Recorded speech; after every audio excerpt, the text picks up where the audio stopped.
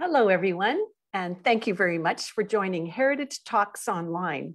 If you've joined us before for the Heritage Talks series, welcome back. If this is your first time tuning in, it's very nice to have you with us. My name is Heather Darch, and I'm joined today by Glenn Patterson, and we are project directors for the Quebec Anglophone Heritage Network, otherwise known as QAHN. QAHN is a nonprofit organization whose mission is to promote and protect and preserve the history, heritage, and culture of Quebec, and in particular of English-speaking communities right across the province. If you go to our website at QAHN.org, you'll discover all the projects that we're involved in, including our Heritage Talks online series. And this is a successful series in large part because of the support that we receive from the community out there across Quebec, including you today. So thank you very much for being here. You're welcome to become a member of QAHN, and membership is open to everyone, including community groups and individuals across the province. So please check out our website for more information on the many projects that we do and to keep up to date with what all our projects are about and all our organizations. Membership enables us to provide quality workshops, programs, and projects that you cannot find anywhere else, including our publication called Quebec Heritage News. This is a really well-researched publication full of excellent articles, well-researched, beautiful pictures, and it's all about history from our local communities that you cannot find in history textbooks. So it's a really excellent publication, and it's part of your membership. This is a really good time to become a member of QAHN. It's a time when we have some deals going on. QAHN has just published an anthology called Historical Views, Selections from Quebec Heritage News 2000 to 2020.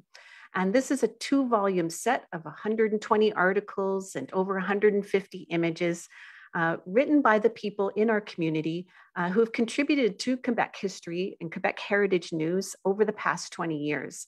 And the set is being sold with an included benefit of membership of 10% off. So the details on how to order are available on our QAHN website. For first-time new members, you can take advantage of a 30% discount promotion for a 1-year membership. If you're joining by Facebook, you can send us a private message on the Facebook page saying that you're interested. And if you're on Zoom, you can send us a text box message as well. But remember, it's only valued for the time of the broadcast today. So 30% off in the hour that we're together today. So take advantage of some of those membership deals. I would like to thank our funders who helped make this series possible, including Canadian Heritage, the Secretariat for Relations with English-speaking Quebecers, the Chalkers Foundation, the Zeller Family Foundation, and the Townshippers Foundation. Thank you very much. I'm going to turn it over to Glenn for a few moments, who's going to explain the technical part of our program today. Hi, Glenn. Hi, Heather. Thanks for that. Welcome, everyone. I'm here helping with the tech. A lot of people are fairly used to Zoom now, but if you're not, the two most important things are the microphone and the video. So if you're on a computer or laptop, you can find those down in the bottom left. You won't be able to unmute your mic during the presentation part. I've disabled that, but during the question and answer period, I can unmute you. You should be able to turn your video off and on as you like. If you're on a phone or a tablet, to see those controls, you might have to tap the screen once in the middle of the Zoom window, and then you should see those open up.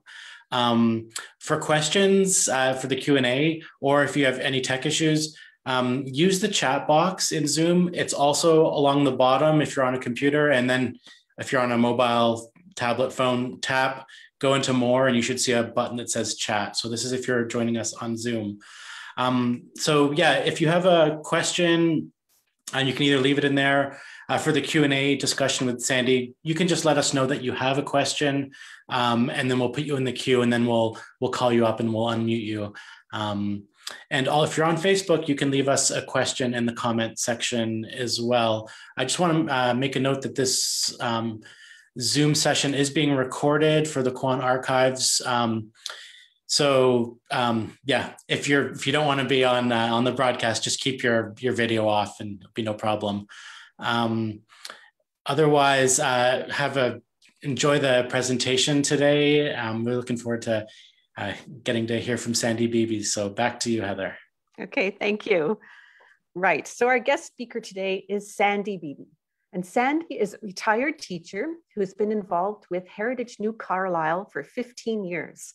After living and working in Montreal for 30 years, she moved back to New Carlisle in 1998, uncertain how long she would be staying there. She wanted to be close to family and it was time for a change.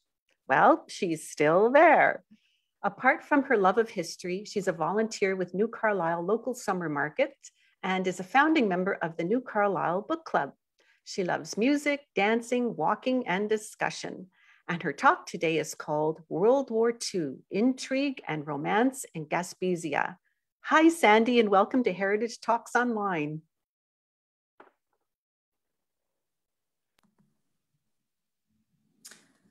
Hi there. So everybody, I'm going to share my screen.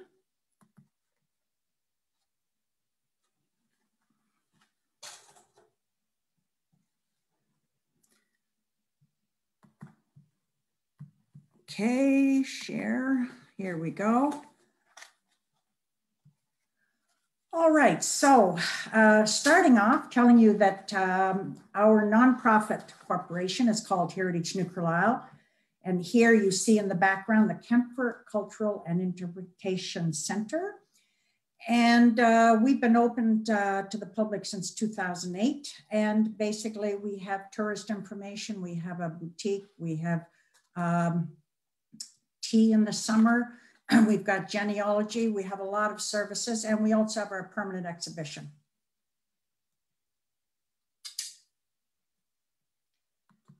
Now, I'm just trying to, oh, there we go. Now, this is our new pamphlet that just came out, and we're just starting to distribute it. So for everybody in the area of New Carlisle, we'll be sending also some copies out to members. And our pamphlet explains basically who we are and what we do. And so that is something that's exciting for us. Now, sources, you know, a lot, somebody said the other day, is that really a true story? Well, the truth of the matter is it's a very, very true story. It's a World War II story, And there's been a lot written now. One very well-known book, Cargo of Lies, Canadian journalist from Halifax, Dean Beebe, wrote this. It came out in 1996, and it's written as a thriller, and it's really a great read. And so the whole story's in there. And he has like 15 pages of sources. So it's like he really did a lot of research with that. And there's this other book called Johnny, which tells the story of Johnny DeGraff, and he ended up meeting up with our spy as well.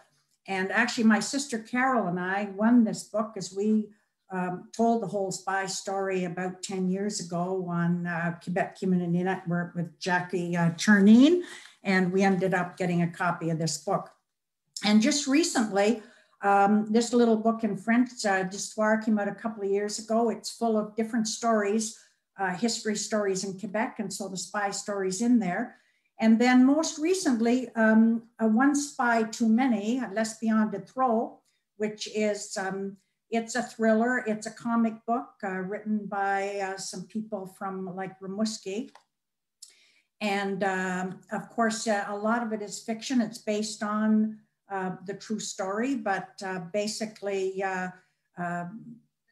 like it's written as a thriller, but it's also like there's a lot of invention in the story, but at least they do tell the real story at the end. And of course, there's also the family stories, because the secret is that the hotel belonged to my grandfather, and it was my uncle, Earl, who actually captured the spy. So I know the story well, and out in the Gaspé, it's a very, very well-known story.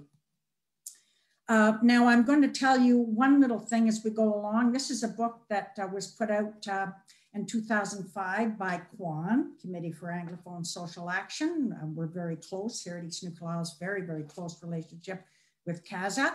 And this little booklet's called Once Upon a Time in the Gaspé. And Eva will tell that story. I'm not going to read it out to you, but I'm going to tell you a bit about that. So it's War Stories, Germans Sighted on the Gaspé. So World War II, Intrigue in Gaspesia. Now, people who have been paying attention to what was supposed to be told today, and there was the romance part. And there's a lovely romance story. Thing is, you know, doing things on Zoom and on Facebook, I think like in a way, I found it hard to kind of segue into the story. I'd love to tell the story another time, and it's a beautiful story and kind of exciting. But when you're doing things on Zoom, I think like there's a term I've heard like Zoom brain. And so I don't want people to suffer from Zoom brain today. So I'd love to tell the romance another day. But for today, we're going to stick with our spy. And so basically, I'm going to introduce you to him immediately. And this is really the only picture that is available of him. And that's your basic mugshot that was taken after he was arrested. And I don't speak any German, but the way that I pronounce his full name is the following: Werner Alfred Waldemar von Janowski. So I don't know how I've done, but this is basically how I say his name. So we'll refer to him as the spy, the stranger, or Janowski. Now, there's a little bit of background I have to tell you here, because from Anticosti to Gaspé, and basically during the years between 1936 and 1939, there were groups of Germans have been browsing Anticosti Island on the pretext of evaluating its commercial potential. And these explorations went way beyond Anticosti to the North Shore, Bay Como, Labrador, by plane and by boat. And this affair was revealed in the newspapers. And also there were German soldiers seen on Anticosti Island. And this is where the story that Eva talks about, Eva Robertson, who was born in 1924, she talks about the story. And her father was a lighthouse keeper. And one day she and her dad were out at the lighthouse, and there was a boat out there. And they spoke to these people, and they said that, yes, that they were from Germany. They were scallop fishermen. They were looking for scallops. And afterwards, her father said, you know, there's something wrong with this story. This is not a fishing boat or anything. What's going on, you know? And so that little story is told in that booklet. So, of course, people in the Gaspé area and all sort of were quite aware that there were things going on. At the, you know, there were Germans around, and they were afraid that maybe they were going to install a naval base or something. Now, eventually, this affair required the intervention of the Canadian government, and Prime Minister Mackenzie King at the time had to put a stop to the sale of Anticosti Island to the Germans. So this was a big thing, and here it was in the newspaper, December 2nd, 1937. And they were surveying and mapping the St. Lawrence River and localizing shelters for ships and submarines. And I just want to mention that the German Military Intelligence Organization, and I'm going to pronounce it Abwehr, which functioned between 1920 and 1945. The leader was an Admiral Canaris, and he was in charge of these sabotage missions, which targeted like about a dozen transportation and industrial points. So, you know, it was a bit scary. So now, it was the night of the full moon, November 9th, 1942. A German submarine, U-518, enters Chaleur Bay and approaches the coastline of the Gaspé Peninsula. Now, a German officer leaves the sub in an inflatable dinghy and docks a few kilometers west of New Carlisle. Now, this is the type of dinghy. This is not the dinghy because this one was one from 1945, but this is the type of dinghy that they would have, a rubber dinghy that they would have on the submarine. And you see there's a little barrel they would keep it in and stuff. So now, our stranger, our spy, his code name was Bobby. Now, having made it to shore, he buries his uniform, puts on civilian clothes, and then heads towards the village. Now, Werner Alfred Waldemar von Janowski, he sets out on a spy mission that only really lasts 12 hours. So here we have the Hotel Carlisle, and this is where the spy ended up coming. And basically it was called the Hotel the Carlisle. Everybody in the area called it Annet's. The proprietor, Earl Languedoc Annet. It was established in 1931. He and his wife Vivian owned it. They had 8 kids, and everybody took part. Everybody took part in the running and functioning and the restaurant and everything, all the kids. And basically there were tons of hilarious stories of what went on during those times. And so everybody had really, it seems like a great time, but we're only going to be concerned with the son. There were 2 sons, actually, the youngest one, Stanley, and then Earl Jr. And so we're going to be concerned with Earl today because, you see, Earl was like 19 years old. He could not go to the military. He was desperate to help with the Second World War, but he had a bum knee. He had an accident at one point. He had a bum knee and he was not accepted in those days in the military. So he had heard all these stories about the affair and of Anacostia and Germans being around and this story and that story. So he had it kind of in his mind. He was on the lookout, you know. He was on the lookout for a possible spy. Now, the spy arrives and basically we see a picture here of Simon Loubert and we see a picture of young Earl. And so Simon Loubert worked at the hotel, and this day, now it's early in the morning, okay? Maybe between 7 and 9 a.m. And she was busy cleaning the lobby when the stranger arrives. And so she went and she found Earl and she said, look, there's a stranger here requesting a room for the day and he's not staying overnight.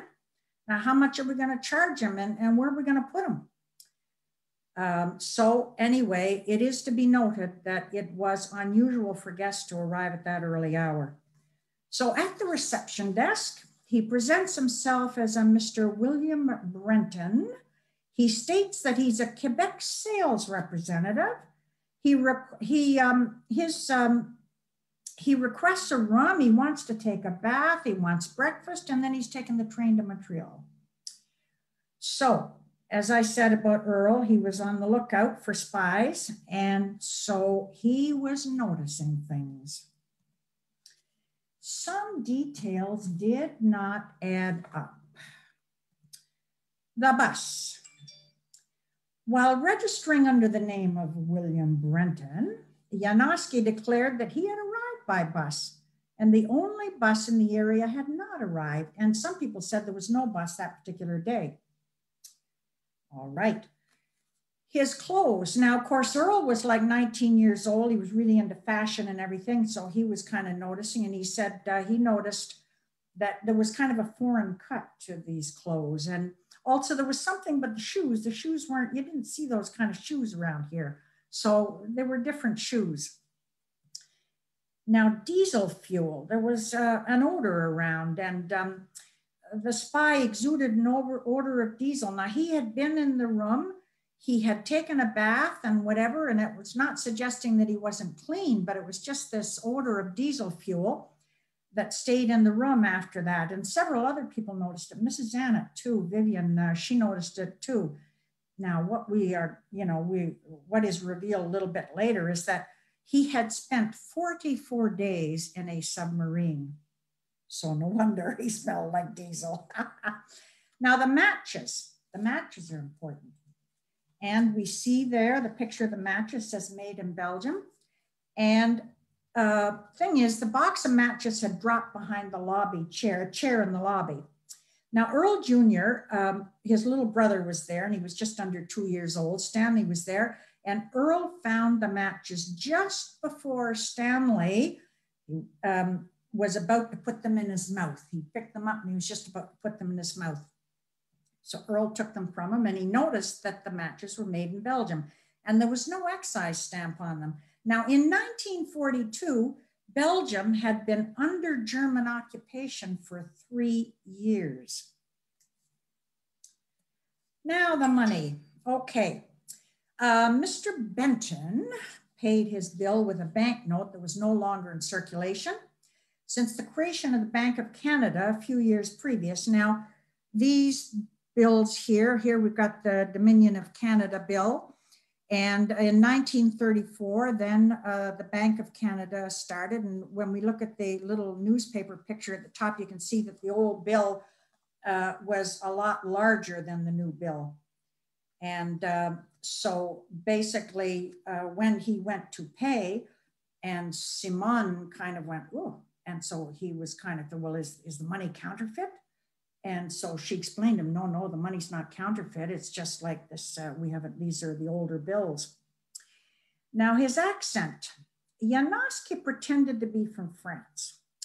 And Simon Loubert, who was from nearby Maria, in English we call it Mariah, Francophone was, and she said that he had a bizarre, heavy accent, although he spoke French quite well. This was no French accent. And she stated at the time, well, after this, Earl started keeping an eye on this Mr. Brenton. So now here we have the Constable Alphonse Duchesneau.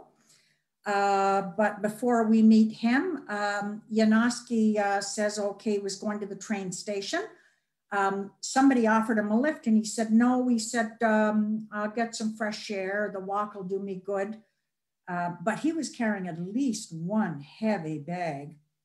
And we already know now that he spent 44 days in a submarine, so he was probably desperate for fresh air. So at this point, Earl Jr. had seen enough with the money and everything else, so he consulted his father, Earl Sr., and as soon as our spy, left for the train station, Earl Jr. notified the police that a suspicious person had shown up at the hotel. And so, of course, we see a little picture of the train station there. And so what happened was Earl Jr. and the station sheriff went to visit the policeman. They went off to find Duchesneau, because they figured, like, you know, if you go and tell somebody, like, we got a spy, well, like, hello, we got a spy, who's going to believe you, right? So they figured the two go together and say, look, there's somebody suspicious and we have to look at this. So that was it. So then Constable Alphonse Duchesneau, he arrives at the train station just before the train is leaving for Montreal. And so they hop on the train. And from Earl's description, right away he spots the stranger and he sits down beside him. And the spy tells him like the same kind of story of who he is, where he's from, blah, blah, blah. And so then the policeman says, I'd like to have a look at your baggage. Right away, he sort of confesses. He says, I'm a German officer, and I serve my country as you serve yours. So he is arrested. And basically, he asked permission to recuperate his uniform that he has buried on the beach. And of course, there is a reason for that as well, because if he is, caught as a spy, then it's the death penalty. And if he is a prisoner of war, then, you know, he would save his life and do prison sentence, whatever it be. Anyway, they allowed him to retrieve his uniform. And then what happened was the following morning, he was delivered to the RCMP.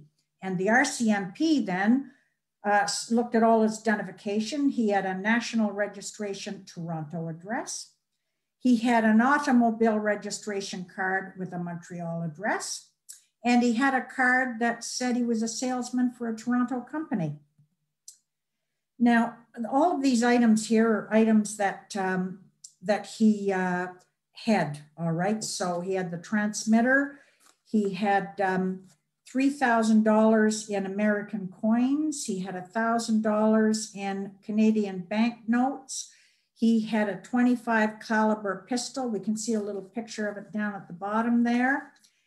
And he had some, I don't know exactly what they're called, but like food pills in case, well, obviously he was, you know, traveling and whatever. And he had maps and documents, like maps of the Gaspesia, maps of the area. So basically what happens is the RCMP take this gentleman right away up to Montreal, and arrangements are made for him to remain in a basement apartment, and the apartment belongs to a federal agent, like an RCMP agent, we don't know who.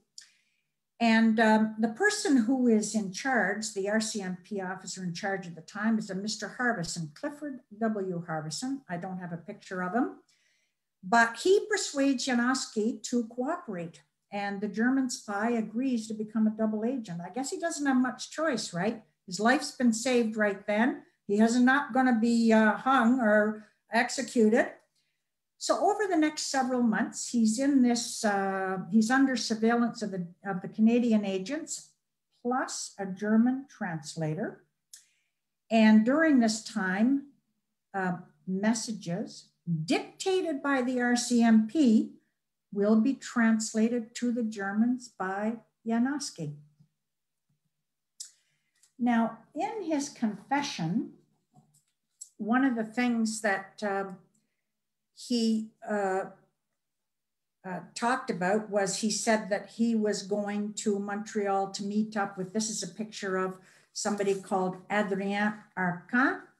And Adrien Arcan was a journalist, an extreme right politician, leader of, I think it was called the Chrétien National Socialist Party, and also the Unity Party in favor of Adolf Hitler. And so he said that he was supposed to go and meet with this person. Now, as it turns out, this guy had been in a prison camp for since 1940. And the people who had sent the spy over, you would think they would have known that. Now, the other thing that the spy talked about is, during those years of 1936 to 1939, this is an old map of the Gulf of St. Lawrence, and there, the Anticosti Island, you see I've got highlighted in yellow. And he was kind of showing the routes that they had taken and that they were supposed to be surveying to see about, what they would be doing in the area.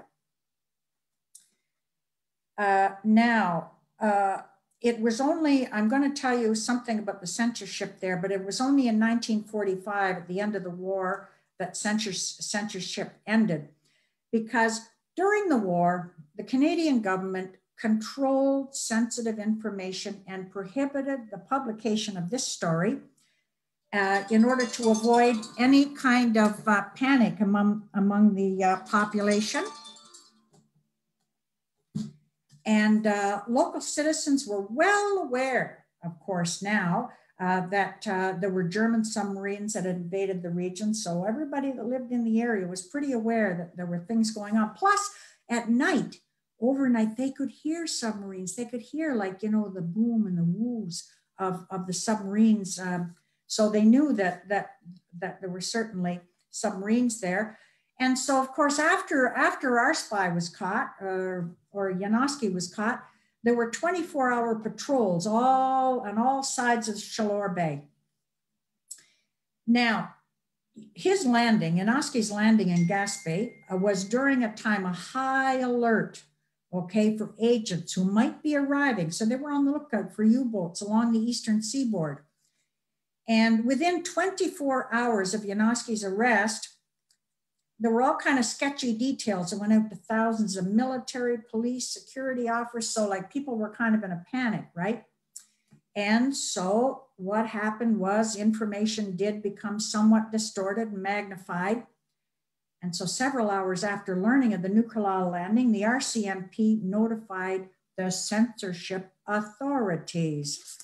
And there was like a story that came out in the Gazette. I'm not going to read it to you or anything, but basically it was released through a press service, and they had to ask permission to, they had to ask the, you know, censorship authorities before they could publish anything. So basically everything really came out after the war in 1945. And so this is the one I was just looking at here, and this is the one that from the Gazette that tells a lot of the story. And basically it was one of the first things that came out, but it was during the time when they still had to ask permission for that. So yes, now here is Earl Annett Jr. some years later, and like all of a sudden he had his, you know, 15 minutes of fame, right? Because there was a program many of us have heard of, Front Page Challenge. He was on Front Page Challenge. And there was a kind of a funny story. He says, I'm going to say hello to you all on Front Page Challenge by, he said, I'm going to play with my right ear. And when I play with my right ear, he says, I know that you're all watching me. But anyway, he had his 15 minutes of fame, and this is him a number of years later. And basically, there were lots of newspaper articles that came out as well. And it's also, I want to say something else. There's another one. I was talking to my cousin John Annett this week, who lives in Halifax, and there's a Quebec television station program. The station is TV5, and there's a program called, in French, it's called En Sol Canadien, and on Canadian soil, and there's several in it, and he's going to be on, I think it's May 24th, telling the spy story. So I think it's TV5 Uni, it's like a specialty channel, but we get it as a basic here. TELUS has it on 612. I'm just advertising to say that this story is really a story that it's a gift that keeps giving, and people love the story. And here was one of the things that came out. Quebec spy catcher tells his own story. This was 1945, the Toronto Star tells Nazi spy captured November 9th, 1942, New Carlisle. So now the U-518, the submarine that he arrived on, what happens to it after the spy is dropped off? Well, having patrolled the Gulf of St. Lawrence until November 17, 1942, this was still a pretty dangerous submarine. They had it back out to the North Atlantic. On their way, it crossed paths with this ship called SS Empire Sailor, torpedoed it, killing 21 sailors. Now, this von Janowski, what happens to him? Well, after a few months of collaboration, Janowski was sent to England to a prison camp, and that's where he remained until the end of the Second World War. So in 1945, Werner von Janowski is repatriated to a camp in the British occupation zone in Germany, and he was released in 1947, and he became a translator, apparently. And then he worked for the German Navy in the 1960s. And apparently he died in 1974, and he died in Spain. Apparently he was in Spain, I don't know, on vacation or something for some reason. And that's when he passed away. And basically that is the story of the spy who landed in New Carlisle. Sandi, that's an amazing story. I've just been enjoying it thoroughly, laughing away. And I love how you called him our spy, you know, so there's a definite community ownership of Werner for sure. And and thank goodness for Earl Annette, eh? And being such a keen watcher of the oceans and the beaches, and what a different story this fellow could have had, you know, if the spy had managed to get to where he needed to be. And, yes. And who knows how many passed through, because there were a couple of stories around at the time where there was somebody else that was different that passed through, and somebody told the police, and the police said, go on, you know. So I don't know if that's true, but certainly it's exciting, and people love it. Yeah, though the community must have been buzzing. Well, they obviously sort of still are, if you keeping the story alive, you know, it's really great. So I know there's more questions coming through. Okay. Albert Smith asks, why did the Canadian government turn him over to England? Well, I guess basically we could say that, this is my opinion, and I'm no expert, but we could say that really the Canadians were, as much as possible, helping the British, right, in their fight against the Nazis. And so I'm assuming that that is where they were sort of dealing with a lot of the international kind of criminals or whatever. Unless maybe there's somebody in the audience who knows more about that, but that's what I would say. Okay. Yes, Glenn's just reminding me to make sure if you'd like to ask a question, just let us know. Sorry, Albert, I read it for you, but you can ask your question and we'll unmute you, and then so we create a community. And everybody, you can turn on your cameras if you'd like to, so Sandi can see all the friendly faces looking back at her rather than just the dark screen. That's a little intimidating. You don't know if someone's still there or not. So Albert, I just unmuted you. I noticed you had another question, but I can also ask it for you. But why don't you, if you don't mind? Whatever. It's just that I don't find it quite correct that Canada sent them to England. Canada had its own concentration camps. It was one down the road from here. Why they had German officers in Illinois and in St. Blaise. Why? Well, that's the reason behind why they sent them to England. Well, here's one thing that I can tell you is that after he was arrested here, then of course he went into the hands of the RCMP, right? That's the federal police. And from there, what happened was totally out of the hands of anybody in the Gaspesia area. And it became a federal case. And so I don't know the exact reason, but it had to do with agreements, I'm sure, between England and Canada. That's all I know.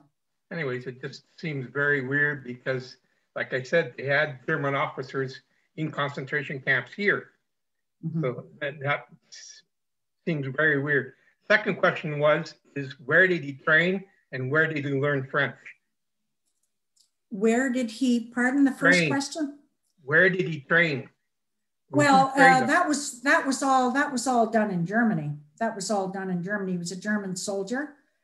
And many Europeans, like I was just talking to somebody with a German background the other day who was a Canadian citizen, has been here for years. And I know that he speaks excellent French, English, and German. I said, I'm assuming that you speak at least the three. Oh, he says, yes, I speak 5 languages because it's just in Europe. That's just the way it is. And so I'm assuming that all throughout that many Europeans speak several languages. And I know most of my friends in Europe do speak other languages too. But I'm just wondering if he was chosen for this mission by who, the Wehrmacht, Gestapo, SS? Any idea? No ideas, no. He could have been chosen for any reason, and because of the fact that there were a lot of things in the story, like with the money and everything, I don't think it was an elaborate kind of spy thing. I think they just found a soldier was willing to go. Maybe he was not married at the time or whatever, who knows. But for some reason, like his number came up and he came over. I don't know if they gave any training, specific training to people who were going on the submarine missions. Basically, we don't. There are a lot of things that we don't know. Yes, seems like it, because he was not well prepared at all. Having the money out of date and everything else like that. It's a big giveaway. Well, at least it was still good money. Thank you. I think Glenn has a question. Sandi, you tell that story so well. It's clearly been part of your life on the coast. I'm wondering if you could tell us about maybe the first time you remember encountering that story, or who you heard it from growing up, what it was like to hear that story as a younger person. Well, you know, I think that I don't remember when I first heard the story. It was always part of us, something that we always knew. We'd heard about it, like from my mother for sure, and also from our uncle, and just basically everybody in the family knew about it. And it just seems it's almost like a story that, when was the first time? We just always knew about it. And so from a very early date, it was one of those stories. And of course, my mom had tons of stories about what went on in the hotel too. So she would have us laughing, hilariously over some of the things that went on. So it was just one of those things that happened during that time. Thanks, Sandi. Sandi, do you know, I've never heard of the National Unity Party of Adolf Hitler. Do you know anything about them?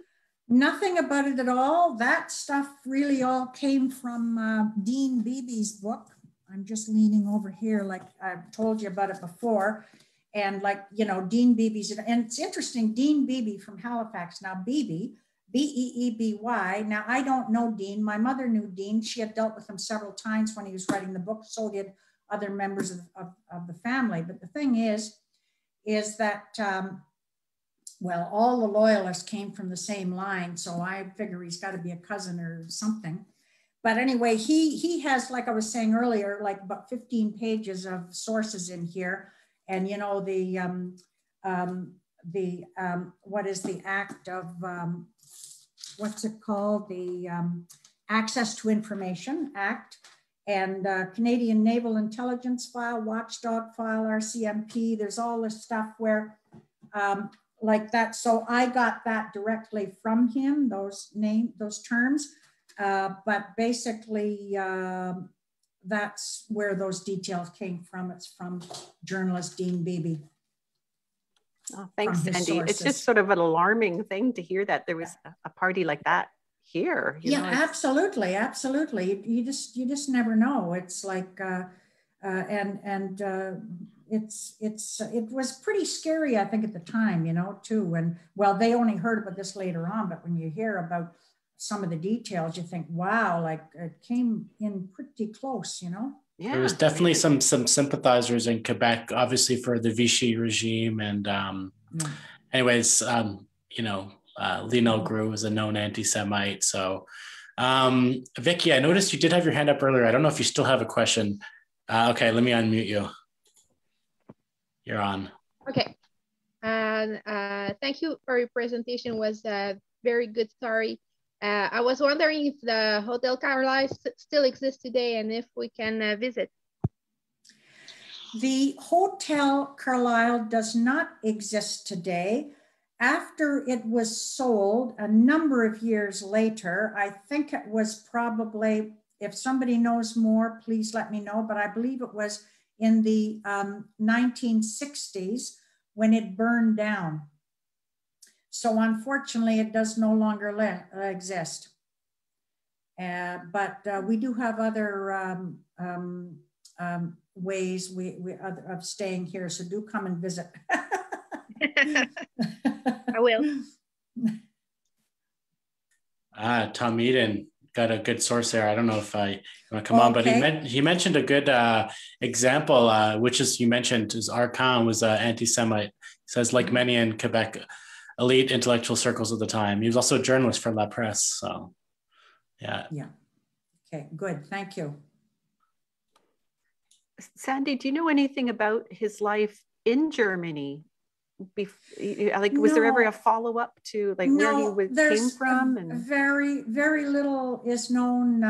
Very little is known about Janowski in his early life. There's something, I read something at one time that said maybe earlier in life he had been to Canada once before. Now, maybe if he had been in Canada once before, that would have been a reason for him to be sent on this from the question the gentleman had earlier. Maybe that would be one reason he was allocated to come here. But no, we know very little about him, really. Go ahead. I was going to say, just be an interesting thread to pick up. You know, if you could find him in the beginning, this crazy story in Canada, and then if you could sort of follow it through to his life ending in Europe, in Spain. You know, why Spain? That's interesting too. Whereas political leanings still going in a certain direction that took him to that country. So yeah, interesting. Absolutely, yes. Sandi, I wonder, I mean, that's obviously the most well-known story on your part of the coast. I have the sense that, I mean, I know U-boats were around the entire peninsula for a while there, and I know there are some stories from further up the coast, but do you know of any other similar spy stories on the coast, or where someone comes off a U-boat and comes ashore under suspicious circumstances? I don't know really, except for like the one from Eva Robertson, where, as I had said earlier, her father was a lighthouse keeper. But there were a couple of stories. I don't know any details. A couple of stories where people had heard noises in the night, and there was another story about a lady who had said that she had seen a submarine out there a few days after the spy was caught. I don't know if Carol Beebe Gilker added something there in the chat. Let me have a look. Oh, yes. Let's see, Carol, I hope you don't mind if I read your comment there, Carol. It says, some distant memory tells me that the spy was sent to England to be interrogated about his mission and to convince him to become a double agent. Okay. And we have a question from Sheila O'Reilly. What she asks is, she's asking about any engineers, question about any engineers looking out for German U-boats and such on the Gaspé coast. My aunt was part of an elite women's troop that were trained to watch and detect them. Wow, interesting. Oh, Sheila, I see. I'm just going to unmute you there, Sheila. Great, thanks, Glenn. Yeah, if I could add, no, I think she was posted in Newfoundland. I think, I'm not sure, because she never talked about it, and it was not surprising. No women in the Second World War could talk about it under, I think, I'd heard later, pain of death. But being that people from the Gaspé coast must have been well versed with the sea and well able to detect. Were there any people that you know of that were trained that way as well? Not personally, no. But I do know that the local people were well aware that, about the Germans being around and about coming in, and they felt that they were had come in quite close to Quebec City and whatever, and that, they had actually tried buying Anticosti Island and whatever. And so, it was pretty scary. So people were on the alert. And I think that's why, eventually trying to keep this, confidential because they didn't want panic and they didn't want all information, important, sensitive information to get out to people during that time. Now, of course, today you couldn't even keep that a secret because it's out before or 1 second after it's happened. But so you couldn't do that today, really. But I'm sure that at a higher echelon somewhere, there's lots of things that we don't know that are all encrypted somewhere. But at that time, yeah, it all kind of exploded. All the information exploded in 1945 and it all came out like at the same time, right? But of course, like you were saying, the local people, they knew because they were very close to it all here.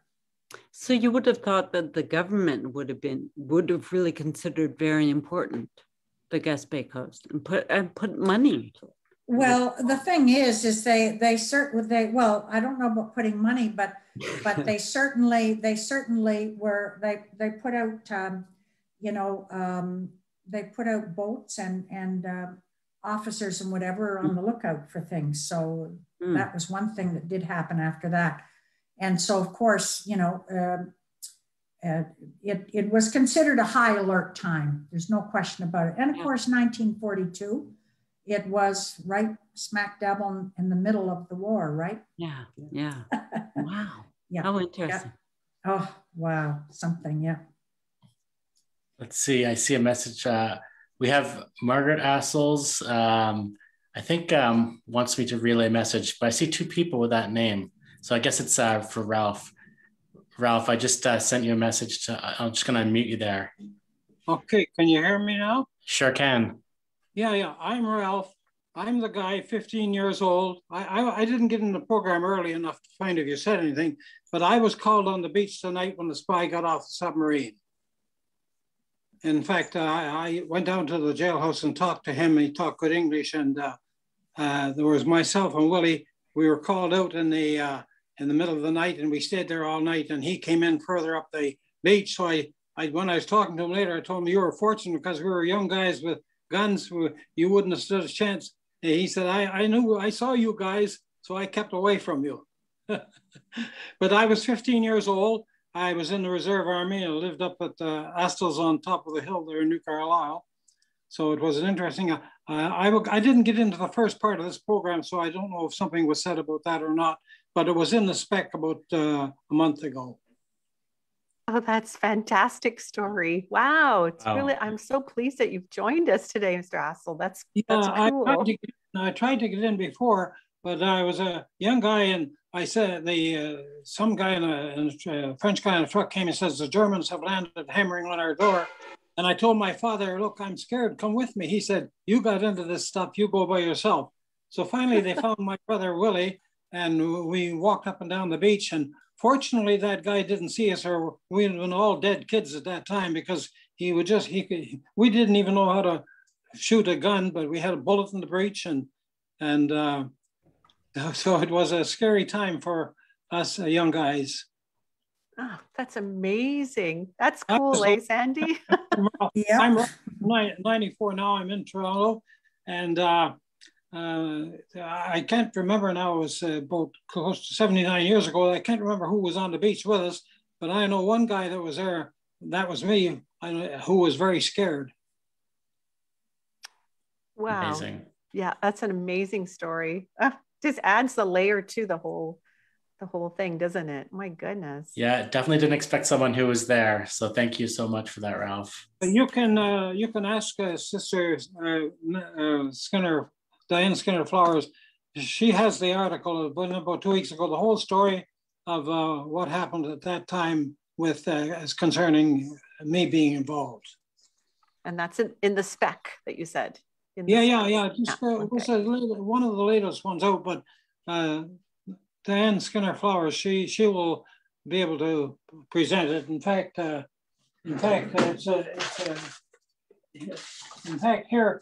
it is here. You can't see it. Yeah, I can see it. Cool. Yeah, perfect. Here, just hold it there for another second. I'm going to do something. Then everyone can see it. How about that? Yeah, that's cool. Yeah. Oh my goodness. But did you see the other part here? Let's see if I can see. Oh, that's when I was there. That's when I was young, 15. Wow. Well, that's so nice of you to join us today for this. What a treat. Well, I had a hard time getting in because I might have been good at finding spies, but I'm not good at electronics. Well, we're glad you made it in. Yeah, that's wonderful. Thank you. That's great. Thank you so much. That's really cool. I wanted to just pick up a bit on what Alfred was saying too. Albert was saying, because in our area, we had a concentration camp in Farnham that German soldiers were put in, but they were put out onto farms in the area and they worked the fields. And we have at the Missisquoi Museum, not far from where I am, there's 2 paintings that some of the Germans created in the concentration camps, in the internment camps, I should call them. And so it's interesting that, you know, there were definitely German people, soldiers in our communities, but this spy was sent back to England. So there's something very special about that story. So it's interesting. Well, he was the first one who landed, you see.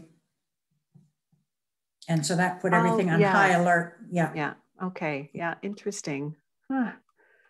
Well, do we have any more questions from anything on Facebook? Yeah, so, nothing on Facebook. I checked them out, but Sheila has something else she wants to ask. I'm going to unmute you there, Sheila. And Larry, too. We'll go for you after Larry. Thanks. Why is this only coming out now? Well, it's not just coming out now, to be honest with you, because like, say, for example, at our interpretation center, the Kemper Center here in the village, we have a permanent exhibition and we tell, as a part of our guided tour, we tell the spy story. And of course, there's all the books that have come out. It's a very well-known story. So we're kind of highlighting it today, but it hasn't just come out, if you know what I mean. But do come out to New Carlisle one day and we'll give you the whole tour of how New Carlisle started and the influences during the war and whatever. Yeah, thank you. Now I see Louise Bork. I'm going to unmute you there, Louise. And then Larry, you're next.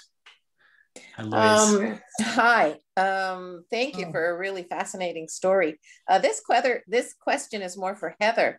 When you were talking about the internment camps, what happened to those Germans? Were they just, after the war, were they set free and they stay in Canada, or were they returned back to Germany? What happened to those people? As far as I know, I only know the story of the ones that were in the Farnham camp. They were sent back to Germany. So I don't think they stayed and married or anything like that. They returned. They were still considered, prisoners of war until the war was completely over and the documents were all signed, and so they were returned back to Germany. Yeah, but while they were here, they picked up English and worked on the fields, and people in the community knew them. It's quite something, very different experience from what was going on in Europe. My mom grew up in post-war England. She was born in 1945 and grew up in it was called a Nissen hut. It was a barracks. Basically, after the war, they put families to barracks and stuff. Basically, if you were poor, that's where you lived. But it was beside a German POW camp, and she remembers as a kid going up to the fence and being friendly with the German prisoners. And when she was a teenager, she learned German, I think, and it goes back to that. It was just a very funny time, and how quickly my mom became a real Germanophile by the 60s and 70s, and she worked there and always loved it. So I see we have Larry Kempfer, and I know there's a German heritage in that name too. Sandy told me. Larry, you're on. Hello, Sandy. Hello, Larry. Haven't seen you since Betty Ann Smollett's days back. That's so long ago. That was before the pandemic. Yeah, 2 years ago, I think it was, 2019. That's right, 2019. Now, just a couple of things I wanted to mention. I heard this story. Unfortunately, I can't remember when I heard it, except that it was very soon, I think, after the war. Now, I was born in 1934, so my memories of, I'm not sure when all this happened. So I know that my father spent time on the staff at Farnham. He was also in a prison camp, Gravenhurst, in Northern Ontario, where there were German prisoners galore. I know that some of the German prisoners after the war went back to Germany, and the odd one said, I think I'd like to try Canada, and moved back to Canada. I don't have any firsthand accounts. I do have a firsthand account, though it's a side issue. There were U-boats in the Bay of Fundy because during the war, my mother and sister and I traveled from Ontario to Yarmouth, Nova Scotia. And of course, we took the Princess Helene across the Bay of Fundy. the Princess Helene had depth charges. It had a deck gun. Fascinating when you're only 10 years old. A deck gun with a crew. There was an aircraft flying around. There were U-boats in the channel. What can I say? I remember all this. I'm not quite so old as the previous chappie who was 15 at the end of the war, which makes him considerably older than I am. But oh yeah, there's the story has been around a long time. The matchbox, by the way, reposes in the National War Museum. Right. There's also an exhibit there of weather transmitting gear that was put on the Labrador coast. Right. Further north. But I mean, the spy, the Germans were a fact in that whole stretch, all the way from Labrador down to, well, even off the American coast. Right. Absolutely. Absolutely. Yeah. I see Tom, I wanted to contribute something. Tom, I'm just going to unmute you there. You're on. All right. Somebody was asking earlier a little bit about the sort of the military context around the Gaspé coast at that period there, if you will. Just a quick thing. The Battle of the St. Lawrence began in May of 1942 and lasted until November of 1944. And the town of Gaspé itself and the peninsula in a broader sense, but the town of Gaspé was definitely a war town at that period. We're talking about 3 different forts designed with anti-naval guns. That would be Fort Prevel, Fort Haldeman, and Fort Peninsula that protect the bay. There was also an anti-submarine net known locally as boom defense. Essentially what it was a giant net. If you can picture a giant net that crossed the bay with the purpose of capturing submarines, if you will. And all around the coast there were the Fusiliers du Saint-Laurent, which was an infantry regiment with units based in the Rivière-du-Loup, Rimouski, and Matane. That regiment was tasked with civil defense around the coast. So people in that period, like from like I said, from May 1942 to November 1944,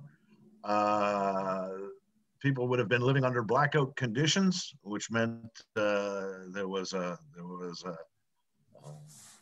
the term says there, no lights and that type of stuff there, and a curfew at night. Each residence was also, especially in the Gaspé area, I don't know how widely this applied there around the coast, but in Gaspé for sure, families would be supplied with equipment such as gas masks and things like that. So there was definitely a sense that the area was at war. And following the end of the war, or the end of the Battle of the St. Lawrence, there was at least one submarine that was towed in to the port of Gaspé. Essentially, for those of you familiar with the town of Gaspé today, where the Birthplace of Canada installations are, in downtown Gaspé, there was one of the submarines was actually towed in there, and it was actually open to the public. People could come in and visit it. So there's a bunch of different people around Gaspé that have photographs either of themselves for the older people or their grandparents on the deck of a German submarine. Now, Tom, while I got you on the line, because I did my research in Gaspé and hung out with some of the older people you knew, I heard there was a story of someone who came ashore and maybe even spent a little time in a house in Gaspé Harbor. But yeah, did you ever hear anything like that growing up? I don't know if it may have been more of a folk tale than anything, but what did you ever hear about that sort of stuff? Well, there's definitely something to the Garland story. Garlands were a family that lived in Cap Bon-Ami. Those familiar with Forêt National Park, Cap Bon-Ami is on the northern side of the Forêt National Park near Cap des Rosiers. There was a family there that operated under or not operated, but existed under the name of Garland. but it was all very suspicious. They didn't really mix with any of the locals. They only came to the village for supplies and that type of stuff. And oddly enough, as soon as the fighting started, because there were ships, in all there was 27 ships sunk in and around Gaspé during the Second World War. 23 merchant ships and 4 Navy ships. And oddly enough, when the fighting started, the Garlands disappeared, and they were arrested a few years later in New Mexico. Wow. Under another name. So yeah, so it kind of ties into that there. But obviously the most well-known spy story is the one that Sandi relayed this afternoon. That's nice. Thanks for adding that in. Now, if anyone, I know maybe some people are struggling to find the chat box. If your camera's on, you have a question, you can also just wave. We'll see you. But other than that, I don't know, Heather, how are we doing for time? I didn't see anything on Facebook. I guess we're sort of getting to the end of the event. So of course, if anybody has questions after we're finished, they can always contact Sandi directly at the Kempfer House up in New Carlisle. So I guess we'll bring it to a close now, Sandi. And it's been a fabulous afternoon. I've thoroughly enjoyed the story. I've heard it before. You've given me a personal tour through Kempfer House, and I have to really plug the Kempfer House to our audience today. If you haven't been, and once the pandemic lifts and we can travel, I really recommend that on your way to Percé Rock, you stop at the Kempfer House in New Carlisle. And with luck, Sandi will be there and can give you a tour.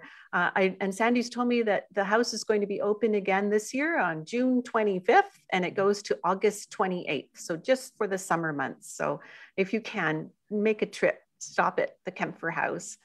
I'd like to thank you, Sandi. Thank you. It's been fabulous. And thank you to all our audience who joined us today.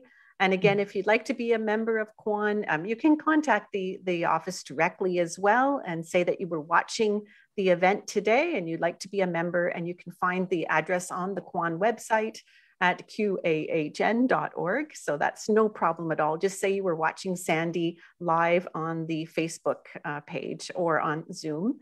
Our next talk is actually next Sunday afternoon.